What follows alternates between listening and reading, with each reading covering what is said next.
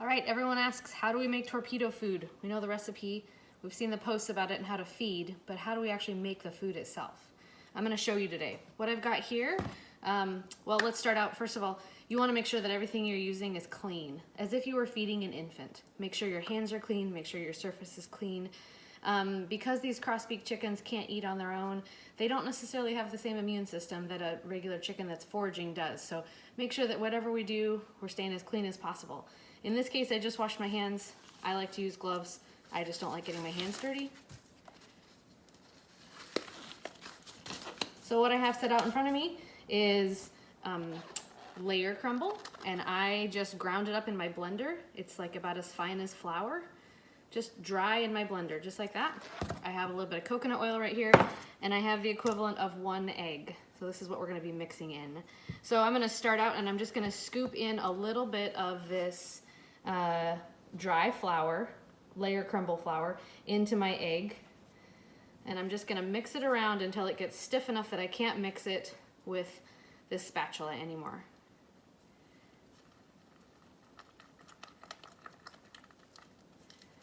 Now my spatula is dirty. I wasn't planning ahead. I don't have a way to add more, so I guess I'll just use my fingers. All right, so I'm mixing. It's getting kind of stiff. I'm slopping, sorry. So the texture is getting stiffer, but definitely not enough that I can pick it up or knead it yet. But you want it to be almost kind of like, it's gonna be almost as thick as bread dough. A little thicker than cookie dough.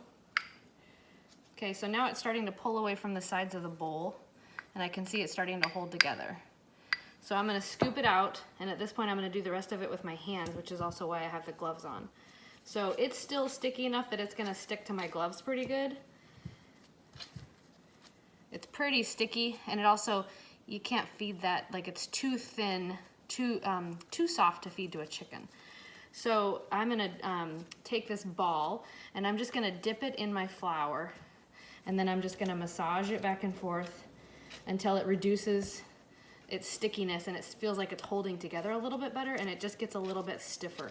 And I find that this is something you can really only do by feel. I've tried it in my KitchenAid stand mixer, and I've tried it mixing with a bowl, and you're better off to just do it by hand. So I just dip it in this flour until it gets thick enough and stiff enough that I know that it's like the texture that I can easily push into a little chicken's mouth and get it down the hatch. So it's getting kind of stiff. I'm just kneading it together, waiting for it to absorb. Sometimes you can even just walk away for 5 minutes, come back, and it will have absorbed even more, and you can tell that the texture is improving as the moisture soaks into the flour. So I'm gonna go one more time with a little bit more. And this is getting pretty stiff now, where it's like a pretty good hand workout to mix it together. So you can see I can still pinch it, but I could also roll it into a little torpedo now, and it's getting a little bit better. This still might be too soft for some, so you'll have to play with it and see what works for your chicken. If you need a little bit more, you just keep dipping it in the flour. At this point now, I'm feeling like this is pretty good, so I'm gonna use just a little bit of coconut oil. When I say a little bit, I mean like, this is a 1 teaspoon. I'm gonna use about that much for that much. I'm just gonna smear it on there and just kind of work it in. And it's gonna reduce the stickiness, and I'll notice that as the stickiness goes down, it kind of draws everything in together, and usually my gloves will end up getting clean.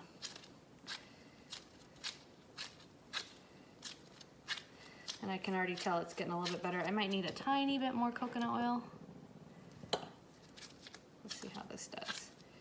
So once I get it to the texture that I want, this bowl of flour I'm gonna keep in the freezer until the next time I use it.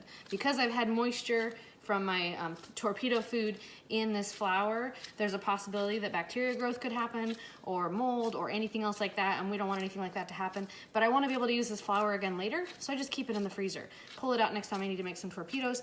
I know that nothing's gonna grow and it'll be totally fine. So that feels really good. And my gloves are pretty much clean. Like, it's definitely coming together. So now what I would do is I would flatten this bad boy out, and I'd put it in a Ziploc baggie, And then you just tear off little pieces as you need them, roll them up just like that, down the hatch, feed your chicken. This keeps in the fridge for 2 or 3 days. I've also made big batches of it before. Roll it out in individual baggies, like a 2 days worth baggie. Flatten them out so that they thaw quickly, and you can keep them in the freezer as well. So sometimes I would make food only once a month. Anyway, hope that helps. Please feel free to message me anytime if you have any questions. But yeah, torpedo food it's a great way to go.